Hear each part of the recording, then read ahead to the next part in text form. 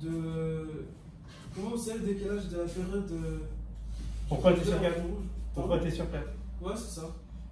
Ben parce qu'en fait, bon, il y a eu des essais qui ont été faits, hein, c'est pas moi qui l'invente. Hein. Si on prend une bobine en fait, avec une valeur inductive très très grande, en fait, on constate que le décalage dans le temps sera toujours de t sur 4. C'est-à-dire si on néglige en fait la valeur résistive de la bobine, au même titre que pour le condensateur, d'accord, en fait, il y aura toujours un déphasage de t sur 4, donc de pi sur 2, entre courant et tension. C'est toujours vrai, c'est immuable.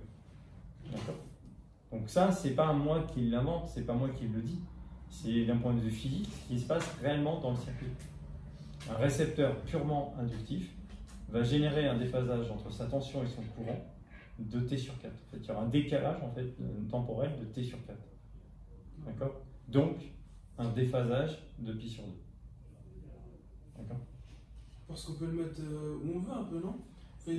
C'est pas qu'on va le mettre où on veut. C'est si on prend en compte la valeur résistive qui est dans la bobine, parce qu'une bobine, elle est quand même résistive, d'accord? Alors là, oui, et du coup, ça va décaler le t sur 4 en fait. Cette valeur-là va changer. Mais, n'oublie pas ce que j'ai marqué ici, je suis en train de parler d'une bobine pure. Donc dans le cas d'une bobine pure, ça veut dire quoi? Ça veut dire que je néglige sa valeur résistive, sa valeur de résistance, d'accord? Et si je néglige sa valeur de résistance, en fait, le déphasage sera forcément, d'un point de vue temporel de t sur 4, d'un point de vue vectoriel de pi sur 2. D'accord. Il n'y a pas de calcul à faire pour ça, non? Non, s'il n'y a pas de calcul à faire, c'est comme ça. C'est toujours la même chose, ça ne change pas. Ok. Voilà.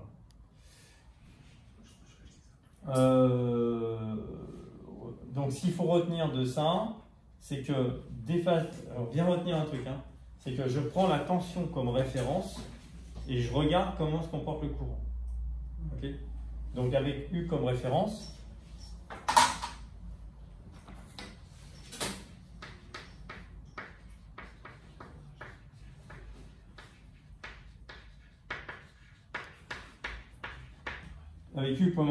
pour l'analyse de tous les circuits qui sont là, d'accord?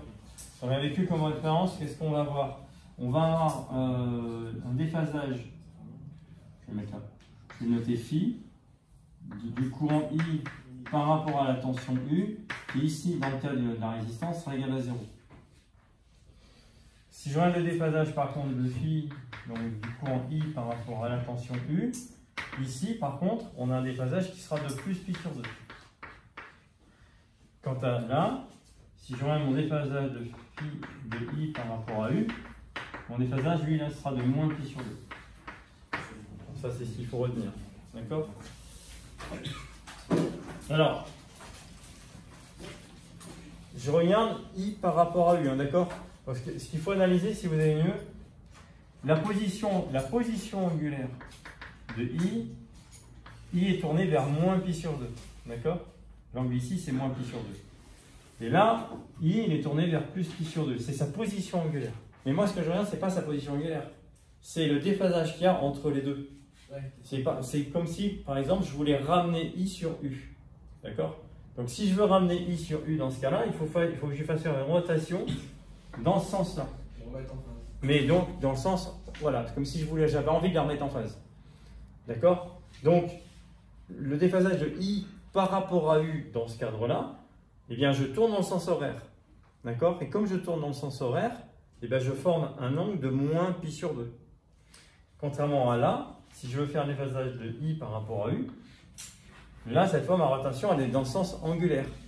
Elle est dans le sens des angles. Donc, en fait, j'ai mis une rotation de plus pi sur 2. C'est pour ça que ça, c'est important, la notation. C'est vraiment I par rapport à U. Ne pas confondre la position angulaire de I, mais bien le déphasage de I par rapport à U. Oui. Parce que là, en fait, les courbes, la dernière, par exemple, comme elle part avant, ça veut dire que la flèche sera en haut. Oui. Parce que c'est avant le 0. Oui. C'est ça, en fait. Oui, c'est ça. Comme elle démarre avant, en fait, elle va être maximale à cet instant-là. Et c'est au moment où elle est maximale que je vais décider. En fait, ce qu'il faut que tu vois, en fait, c'est quand je passe par 0, par l'origine des temps. Voilà. Quand je passe par l'origine des temps, en fait, c'est là que je vais positionner mon vecteur dans le cercle. Mais c'est des exercices qu'on a déjà fait par le passé ensemble.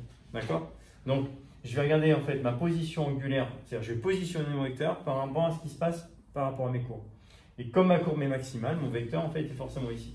Mais après, les autres, ils passent pas par 0, le milieu de courbe. Lesquels? Je comprends pas ta question.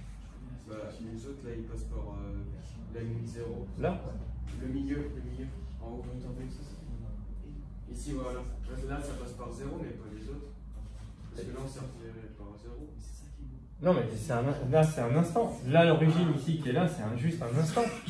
C'est un instant, mais